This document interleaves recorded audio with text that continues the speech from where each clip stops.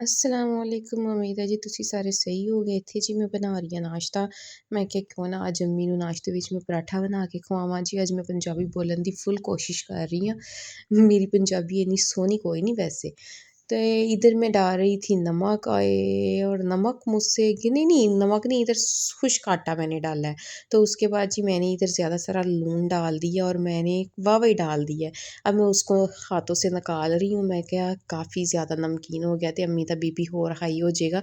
पहले मेरे तो हाई हो गया सी क्योंकि मेरे को ना बर्तन बहुत ज़्यादा टुटन लग गया।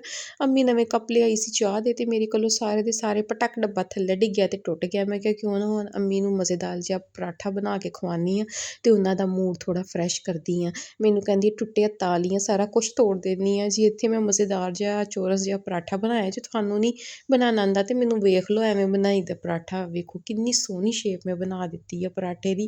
ਵੈਸੇ ਬਣਾਇਆ ਮੈਂ ਵੀ ਪਹਿਲੀ ਵਾਰੀ ਸੀ। ਅਤੇ ਇੱਥੇ ਜੀ ਪਰਾਠਾ ਵੇਲਣ ਤੋਂ ਬਾਅਦ ਆ ਵੇਖੋ ਮੈਂ ਮਜ਼ੇਦਾਰ ਜਿਹਾ ਕ੍ਰਿਸਪੀ ਜਿਹਾ ਪਰਾਠਾ ਬਣਾ ਲਿਆ। ਦੇਖੋ ਕਿੰਨਾ ਸੋਹਣਾ ਵਾ, ਤੁਹਾਡੇ ਮੂੰਹ ਵਿੱਚ ਵੀ ਪਾਣੀ ਆ ਰਿਹਾ ਹੋਵੇਗਾ ਪਰ ਤੁਸੀਂ ਆਪ ਹੀ ਬਣਾ ਕੇ ਖਾਣਾ ਵਾ। ਠੀਕ ਆ, ਵੇਖੋ ਕਿੰਨਾ ਸੋਹਣਾ ਪਰਾਠਾ ਬਣ ਗਿਆ। ਅਤੇ ਨਾਲ ਮੈਂ ਕਿਹਾ ਮਜ਼ੇਦਾਰ ਜਿਹਾ ਓਮਲੇਟ ਬਣਾ ਦਾ ਜਿਹਦੇ ਵਿੱਚ ਮੈਂ ਨਮਕ, ਮਿਰਚ, ਜ਼ੀਰਾ, ਪਿਆਜ਼ ਬਸ ਆਹੀ 3-4 ਬੇਸਿਕ ਮਸਾਲੇ ਪਾਏ ਸੀ ਅਤੇ ਇੰਨਾ ਮਜ਼ੇ ਦਾ ਓਮਲੇਟ ਬਣਿਆ, ਇੰਨਾ ਮਜ਼ੇ ਦਾ।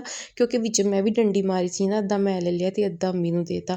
ਇੰਨਾ ਮਜ਼ੇ ਦਾ ਮੈਂ ਨਾਸ਼ਤਾ ਬਣਾਇਆ। ਮੈਂ ਕਿਹਾ ਕਿਉਂ ਨਾ ਤੁਹਾਨੂੰ ਵੀ ਦੱਸਾਂ ਕਿ ਅੱਜ ਮੈਂ ਕੀ ਬਣਾ ਰਹੀ ਹਾਂ। ਤੁਹਾਨੂੰ ਆਈਡੀਆ ਹੀ ਲੱਭ ਜਾਏਗਾ ਅੰਡਾ ਪਰਾਠਾ ਬਣਾਉਣ ਦਾ।